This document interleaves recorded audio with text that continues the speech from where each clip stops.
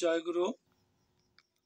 আমি আমার অনুকূল দর্শন ইউটিউব চ্যানেলে সবাইকে স্বাগতম জানিয়ে শুরু করছি। আমি সর্বপ্রথমে আমার জীবন রথের সারথি এই যুগের যুগ পুরুষোত্তম পরম প্রেমময় শ্রী শ্রী ঠাকুর অনুকূল চন্দ্রের রাতুল চরণে শতকোটি প্রণাম জানিয়ে আমি আজকে শুরু করছি। ইষ্টা অনুসরণে সার্থক হতে হলে এক কথায় মানুষের জীবন চালনার মোক্ষম তুক কি? শ্রী শ্রী ঠাকুরের কাছে প্রশ্ন করা হচ্ছে। শ্রী শ্রী ঠাকুর উত্তর দিচ্ছেন।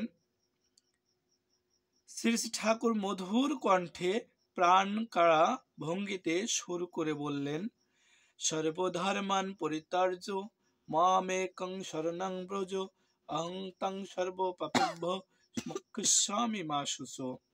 শ্রী শ্রী শ্রী কৃষ্ণ বলেছেন, তোমার মন গড়া ধর্ম কর্তব্যর বোধ ছেড়ে দিয়ে সমস্ত কাজে, সমস্ত চিন্তায়, সমস্ত কথায়, সমস্ত কামনায় একমাত্র আমাকে রক্ষা করে চলো, পরিপালন করে চলো, প্রাধান্য দিয়ে চলো।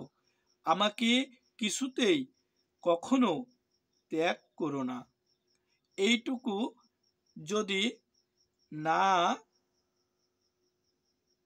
যদি করে চলতে পারো, তাহলে তোমার পালন, তোমার রক্ষণ কখনো পতিত হবে না, কখনো সম্বলিত হবে না। অনুশোচনা করবার কোনো কারণ থাকবে না তোমার। প্রশ্ন, ইষ্টের নাম ধ্যান প্রতিদিন না করলে কি হয়?